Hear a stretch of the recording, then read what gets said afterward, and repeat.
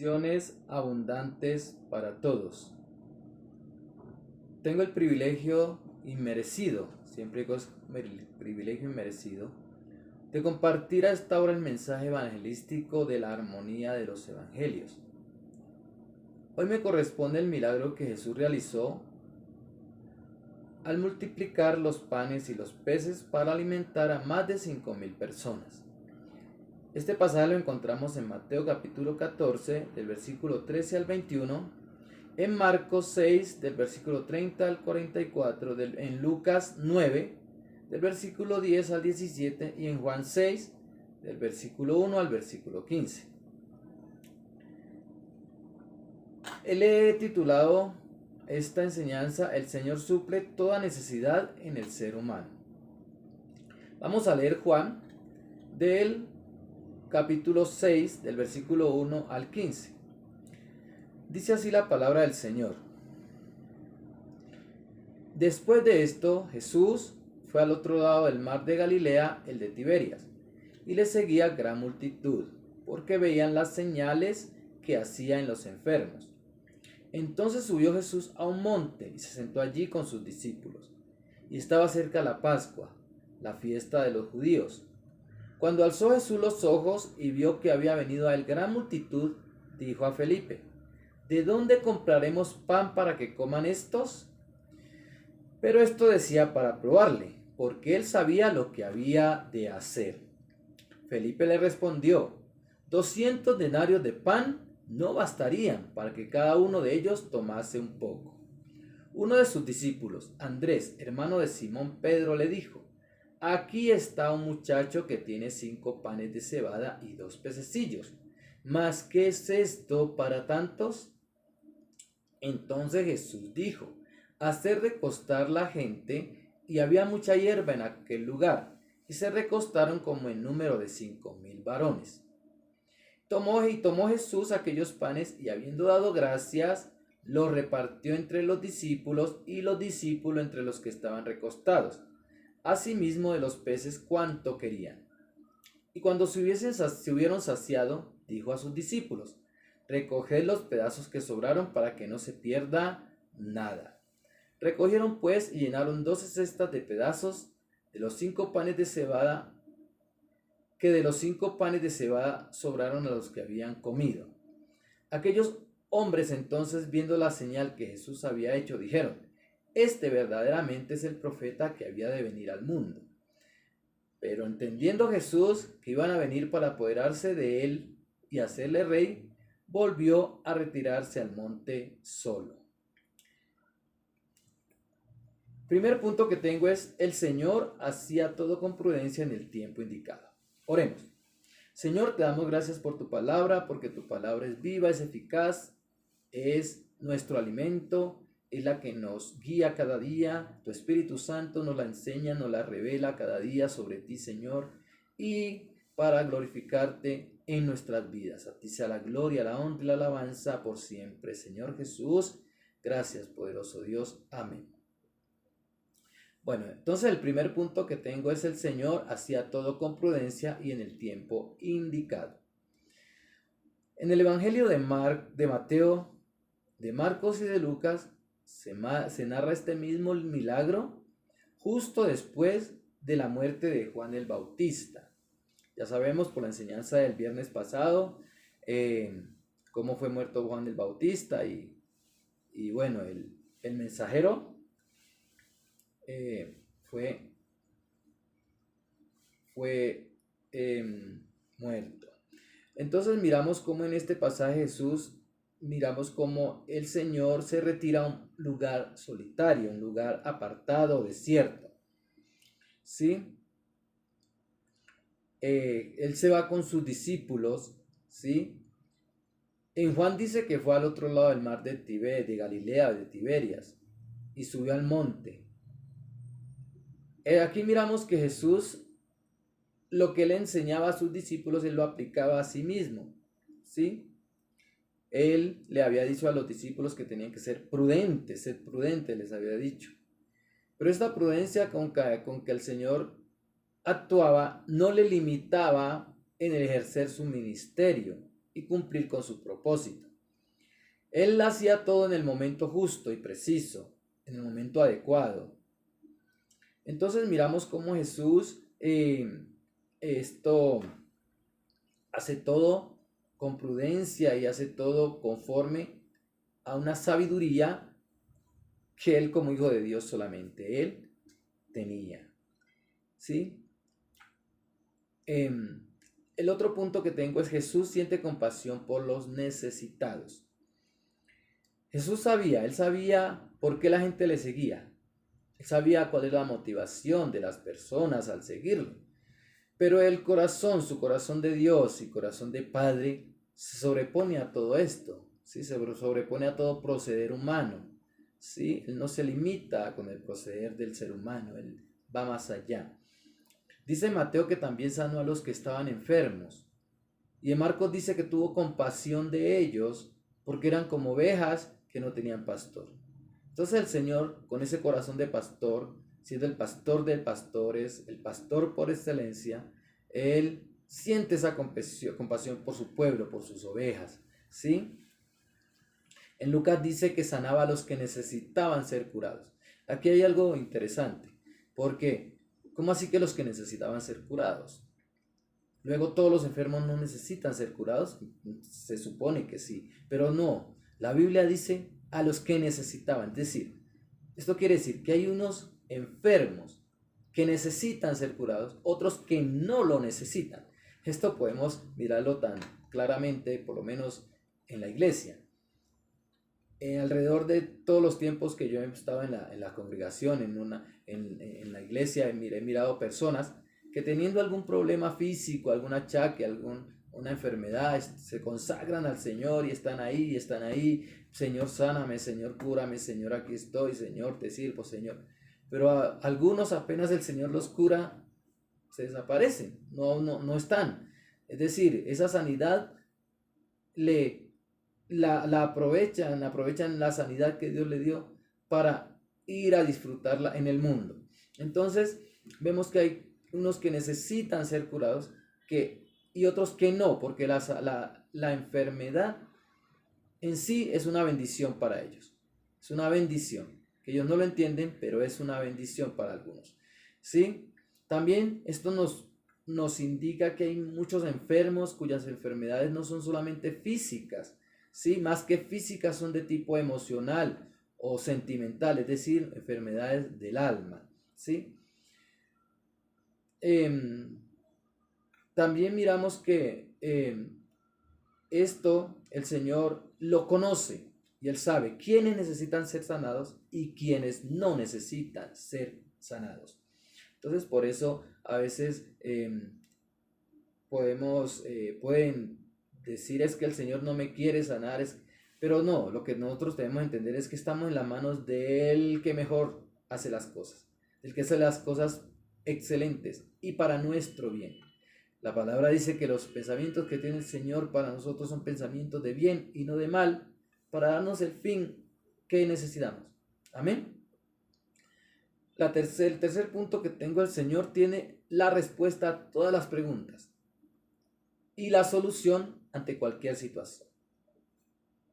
En Marcos y en Lucas dice a los discípulos, Jesús les dice, cuando ellos le dicen, ¿qué hacemos? ¿Cómo le vamos a dar de comer? ¿Qué vamos a hacer en esta situación? Jesús les dice, dadles vosotros de comer. Y en Mateo añade, no tienen necesidad de irse, porque lo que decía, que se fueran, perdón, que se fueran a lugares cercanos, a las aldeas, a los pueblos a buscar de comer. Pero Jesús les dice, no tienen necesidad de irse, denle ustedes de comer, ¿sí? Y en Juan, Jesús le pregunta a Felipe, aquí en el pasaje que leímos, ¿de dónde compraremos pan para que coman estos? Mire que Jesús no está diciendo dónde sacamos el recurso, sino de dónde compramos pan, de dónde sacamos el pan, ¿sí? ¿De dónde sacamos el pan?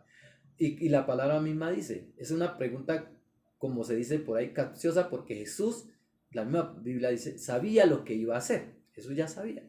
Entonces, él simplemente está como adelantando las cosas, como dándole esas puntadas a los discípulos para llegar al punto donde Él hace el milagro.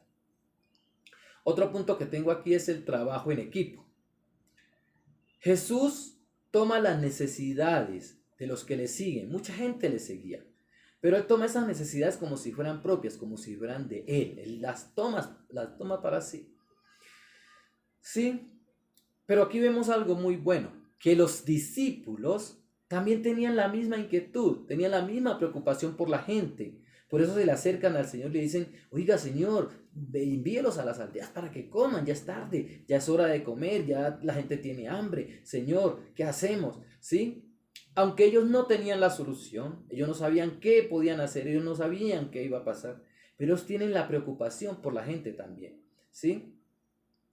Ellos ya habían hecho un sondeo, una investigación, ¿sí? En Mateo, en el momento en cuando Jesús les pregunta, les dice a ellos, ¿qué hay? ¿Sí? Ahí mismo ellos les responden, ¿sí? Y cuando Jesús les dice, denles de comer, ellos dicen, ¿pero de dónde? Si lo único que hay son 5 panes y 2 peces, ¿sí? En Marcos los discípulos, como ya dije, le decían a Jesús que despidiera a la gente para que busquen de comer. Pero lo curioso también es que entre toda esa multitud, entre todas esas más de 5,000, calculamos que eran más de 20,000 personas, ¿sí? Ya miramos por qué. Pero solamente un niño había traído provisión. Solamente él, sí, de pronto la mamá, de pronto, en fin. Pero de alguna manera el único que tenía la provisión era este niño. Tenía su avío, su fiambre, en fin, como lo queramos llamar. Pero era el único que tenía algo de comer entre toda esa multitud. Aquí miramos que Jesús, con lo poco que nosotros tenemos, hace grandes cosas. No es lo mucho que tengamos, sino la disposición que le demos en las manos del Señor. En las manos del Señor el Señor multiplica las cosas, ¿sí? A veces decimos, pero que tan poquito que yo tengo, tan poco que yo sé, no. En lo poco que sabemos, en lo poco que tenemos, el Señor hace grandes cosas, hace cosas extraordinarias, hace milagros, ¿sí? El Señor es especialista en hacer las cosas como nosotros no las podemos hacer. Entonces miramos cómo este niño tenía esta provisión, esta pequeña que no es 5 panes, 2 peces que no alcanzaría sino para él solo o de pronto para compartir con una persona, más de 5,000, 20,000, esto prácticamente no es nada. Pero en las manos del Señor fue mucho, fue lo que el Señor necesitaba, era lo que el Señor tenía. Asimismo nosotros tenemos que aprovechar lo que el Señor nos ha dado, aprovechar lo que el Señor, así sean los talentos, los dones, en fin. El Señor sabe los utiliza de la mejor manera si nosotros los ponemos en sus manos. Entonces miramos que le dicen los discípulos, ya habían hecho la investigación, ya sabían que solamente un niño tenía esta provisión, 5 panes, 2 peces. Inclusive habían hecho la cuenta de cuánta multitud y cuánto dinero se necesitaba para comprar alimento para toda esta gente. Porque le dicen, 200 denarios no alcanzaría para que coma toda esta, y tomen un poco, para que cada uno tome un poco, es decir, ni siquiera para que quedaran saciados. Haciendo la cuenta, contextualizándola a nuestro tiempo, la cuenta para alimentar toda esa multitud pasaría de 50 millones de pesos. ¿Sí? 50 millones de pesos. Porque un denario equivale al sueldo, al salario de una persona. Entonces, de un día. Entonces, miramos cómo pasaría de más de 50 millones de pesos para que toda esa multitud se saciara y comiera. Porque dice la palabra que eran 5,000 hombres, y sin contar las mujeres y niños. Y sabemos que siempre, a través de los tiempos, las que más siguen al Señor son las mujeres. En las iglesias más hay mujeres que hombres. Siempre, cuando hay una convocatoria, siempre hay más mujeres. Siempre vemos más mujeres sirviendo al Señor, siguiendo al Señor, buscando al Señor que los hombres. Eso sí, se le apunta a las mujeres. Siempre hay más. Entonces, así bajito, miramos que había más mujeres que hombres y sin contar los niños. Es decir, mínimo unas 20.000 personas. ¿Sí? También es algo interesante ver que aunque los pueblos de la época no eran grandes, eran pueblos pequeños, eran pueblos rurales, no eran estos pueblos industrializados, eran pueblos de campesinos, de ganaderos, en fin, pescadores. Pero qué multitud se reunió al Señor, se siguió al Señor en esta ocasión y en todas las ocasiones, porque se reunían de varios pueblos. Y al contar de varios pueblos, sí se reunía una cantidad muy considerable, una buena cantidad de personas. Por eso sabemos, y como la Biblia dice, podemos entender y estar seguros que eran unas más de 20.000 personas. Otro punto que tengo es los milagros asombran. Todo milagro asombra. ¿Sí? Cuando sucede algo extraordinario, todos quedamos asombrados. Oiga, ¿esto cómo pasó? Esto solamente lo hizo Dios. En fin. Pero a ciertas personas los milagros los tienden a desviar por lo asombrosos, por lo espectaculares, por lo inusuales. Entonces, en lugar de poner su confianza en el autor de los milagros, pone su confianza en el milagro en sí. Sí, ellas están pendientes del milagro, pero no están pendientes del Señor que hace el milagro. Y otros que tal vez el Señor usa para ciertos milagros, aprovechan esta situación para conseguir seguidores para sí y desvían que sigan al mismo Señor. Entonces, miramos cómo los milagros a veces, en vez de ser bendición para algunos, es todo lo contrario, porque en vez de acercarlos al Señor, los alejan, porque se desvían, el propósito cambia y ya no siguen al Señor por ser el Señor, por ser el Salvador, sino por los milagros que puedan obtener. ¿Sí? Entonces ya no buscan al Salvador que los libre del pecado y la condenación, sino que quieren es un milagrero, que les solucione sus problemas del momento, que les sacie el hambre física, que les sacie el problema, la enfermedad, el dolor del momento, ¿sí? Pero no buscan a que sea saciada su hambre espiritual, su hambre de salvación, su necesidad eterna, ¿sí? Y eso es lo que el Señor quiere hacer. Otra cosa interesante es que el Señor no le gusta el desperdicio. Al Señor no le gusta que se pierda nada. Dice la palabra que cuando se hubieron saciado, dijo a sus discípulos, recoged los pedazos que sobraron para que no se pierda nada. Entonces, una de las cosas que un buen cristiano hace es también ser un buen administrador. Que nada se pierda, que nada se desperdicie, que nada se despilfarre, ¿sí? Entonces, por eso vemos cuánta miseria hay en el mundo. Aunque hay bastante alimento, se bota mucha comida, se desperdicia. Dice que se podría saciar la hambruna mundial. La hambruna mundial se podría saciar con la comida que se desperdicia, que se bota, que se va prácticamente a la basura. Si es mucha la comida. Vemos en las noticias cómo a veces los carrotanques de leche los botan, las cosechas las tiran, en fin. Y no, si nosotros pasamos por muchos lugares donde venden alimento, vemos cuánto desperdicio hay, hasta huele mal porque se pudre las frutas, en fin. Y en los supermercados, en los restaurantes, en los hoteles, se bota mucha comida buena, ¿sí? Y eso podría saciar el hambre de muchos. Entonces, al Señor no le gusta que esto suceda, al Señor le gusta que nada se desperdicie, aprovechar todo. Y por último, el último punto es la verdadera necesidad que el Señor vino a saciar, ¿sí? La verdadera necesidad que el Señor vino a saciar.